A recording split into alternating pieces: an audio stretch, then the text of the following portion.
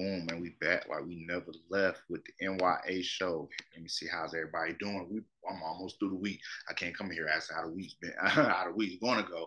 I want to ask y'all how the week has been for you because as we sit here, it's definitely probably Thursday by the time I'm getting this show together. But it's following up. It's coming straight off of self clip. We coming straight off of Thanksgiving. So we coming straight off of Thanksgiving. I try my best to load up my YouTube. So I was good. I was straight, and my week has been wonderful so far. I can't have no complaints. You hear me? I cannot have any complaints when it comes to this thing here, thing here called life. Now, I want to first hop into what I usually do here, where is how a mother is balancing life and the pursuit of dreams. An interview with the actress Breyonna M. Thomas with Ajay Tambe there on Spotify, as well as literally it's no pressure episode 154 on Bang Bug YouTube. That'll be below as well. Peace_peace. The E's are actually threes when you search that. Peace_peace. Check that out, everybody. Appreciate y'all per usual. And now, a grandmother was skinned alive, had arm torn off as she was dragged 700 feet in a botched carjacking. Linda Frecky, 73, rest in peace, put some respect on Linda. Name was screaming and pleading with John Hornor, rest in peace, he dead, but in peace when it do come to stop as he dragged her behind her own car. The prosecutor said this was published on the 28th by Ajay Omar. Truly terrible stories. So trigger one. I gotta start.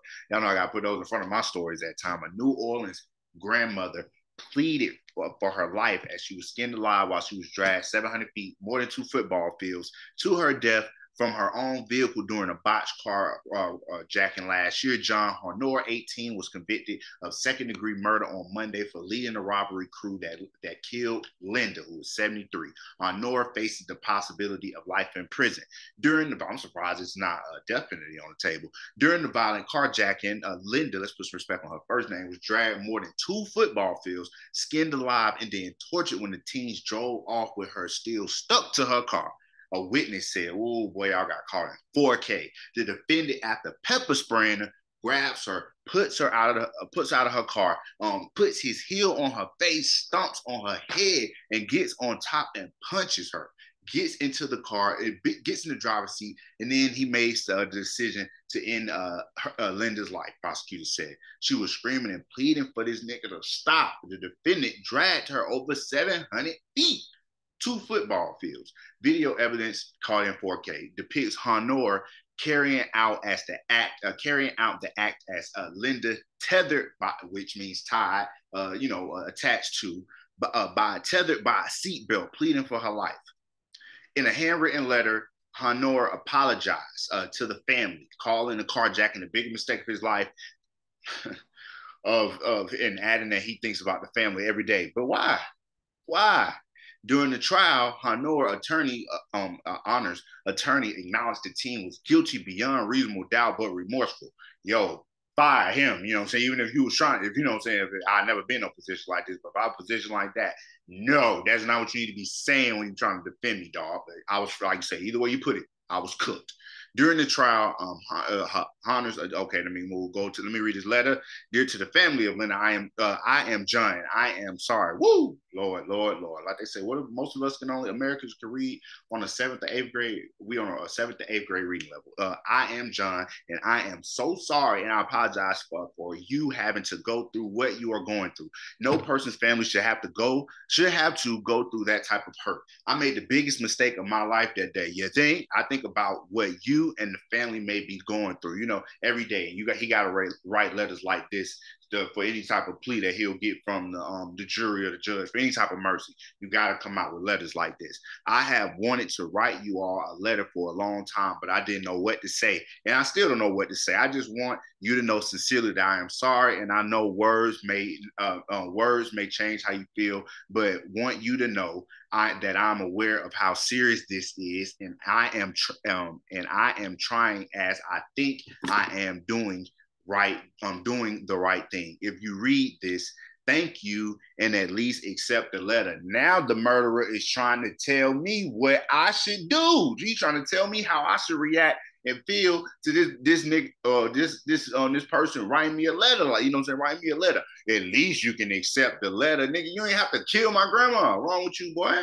Honor's defense attorney said that the team accepted responsibility and is asking not to be punished, but given a second chance. Buddy, you could probably kiss that goodbye, my G. Prosecutors maintained his argument that the situation of kids being kids as a defense was not, nah, nigga, you was 18, dog. You was 18. The family will never be the same, said the district attorney. Honor's choice to continue to act despite pleas to stop. It wasn't like an instant thing. This woman gave you chance after chance to change your mind and not take her life and stop what she was doing. The jury will never be the same after the images that will be sheared in their minds forever. Every stomp, every kick, every punch, every yard of 2 football fields he drove was a choice. Honor faces a mandatory life prison term with the possibility of parole after 25 years. His judge will impose his sentence on the January 12th of next year. So the jury never be the same. Yo, you already done put a jury of peers. You put all those people through seeing those pictures, those images, and those videos that they'll never be able to forget. Even though that situation, they did not commit that crime. You killed her, and then you affected the lives of all them. Everybody that had to see them images, dog. And then on top of that, you dragged the 2 football fields. That was crazy. And then his other defendants pleaded guilty last week to attempted manslaughter in exchange for a 20-year sentence. So y'all let me know what y'all thoughts are on this story. Let me put Linda on the screen to put some respect on Linda. And sadly, this is what was leading up these individuals there, plus more, were what were leading up to what happened to taking her life. Plea deals reached in this situation that took her life. You know what I'm saying? Rest in peace to Linda. Nobody should have to go through no crazy nuthead type stuff like this. And my final thought overall is that I'm surprised there's no death penalty on the table. They're talking about after 20, life is like 20 years. But the thing is, the family will be able to be there, to see about it. My only thing, man, like, yo, I will never. You get the second chance, but unless y'all can go and ask Big God to get to start giving out second passes, then I need, a full lifetime of pay, for these type of situations, because I got all type of dreams. And I got a parent I got to feed. I got people that love me. I got all type of goals and dreams. And for you to strip that from me, I'll never get a chance to get a part 2. Not in the flesh. Nah, son. Nah, I ain't going for it. So y'all let me know what y'all thoughts on it, though. Rest in peace to Linda. Terrible situation. And these families will never be the same. May they get peace. May they get peace in this situation here. New Orleans grandmother gone forever. It's the N.y.a show. I appreciate y'all per usual, and I'll see y'all next time.